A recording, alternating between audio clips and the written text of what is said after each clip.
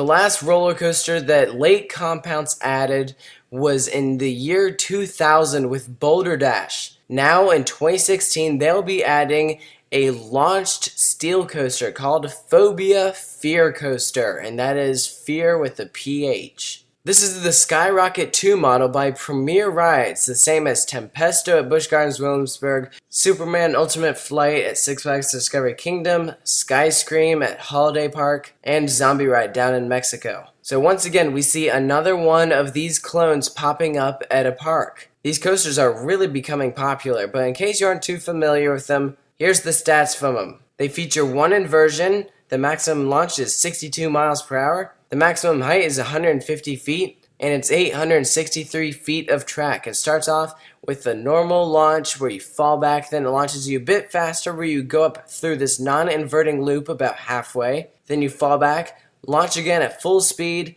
go through the slow motion inline twist, then dive near vertically down into that non-inverting loop, and then you complete the ride. It's a shorter ride experience, only about 45 to 50 seconds, but it's still enjoyable. According to Lake Compounce, the coaster will have orange track and green carts. The park announced this coaster on July 10th, and they had to do it early because track is expected to arrive by early August. And in order to place the coaster, they have to remove their Enterprise ride, which I've heard that it might be sent to Kennywood, but I am not 100% sure about that. That's at least what I've heard. The theme for this coaster is a phobia. For instance, the fear of speed, the fear of tight spaces. It's a very interesting theme. It's very unique. I haven't ever heard of anything quite like it, or at least for theming on a coaster. Now, it's a very interesting choice for Lake Compounce, and here's why. It seems that this Premier Rides Skyrocket 2 model is almost becoming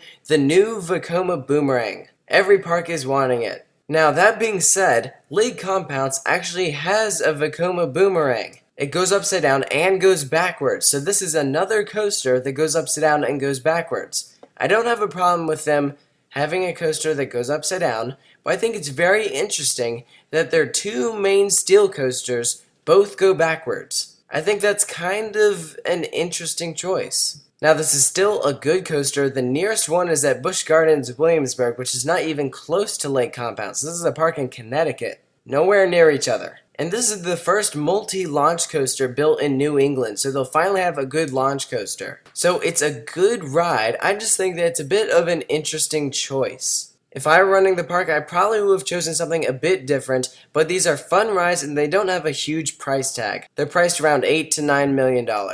Now, something that makes this one a bit different from the latest one that opened, Tempesto, this one will have 2 cars instead of 3 like Tempesto has. Also, unlike Tempesto, it will only have lap bars. It will not have the comfort collar, which Busch Gardens Williamsburg installed. So they're going with the traditional models. It's like Busch Gardens modified their version. Lake Compounce is going with the one that Premier Rides originally had, where it just has the 2 cars. Each car has 3 rows of 2. So that's a total of 12 riders, only 1 train. It is not mentioned that the ride will have a switch track like the one down at Bosque Magico has, Zombie Ride. That one actually has a switch track so that you can have 2 trains, therefore making it more efficient. I'm assuming that this one will only have 1, but it would be kind of nice if it had 2. So I'd expect this coaster to open around spring of 2016. And overall, I think that this is great because, again, Lake Compounce hasn't added a new coaster in years. This is a fun attraction. I think that guests will really enjoy it. Is it the best fit? No, but it's still a fun coaster, and I personally don't have a problem with it being a clone coaster. It seems that the Skyrocket 2 really is the new Vekoma Boomerang, so it wouldn't surprise me if we see even more parks install more of these rides.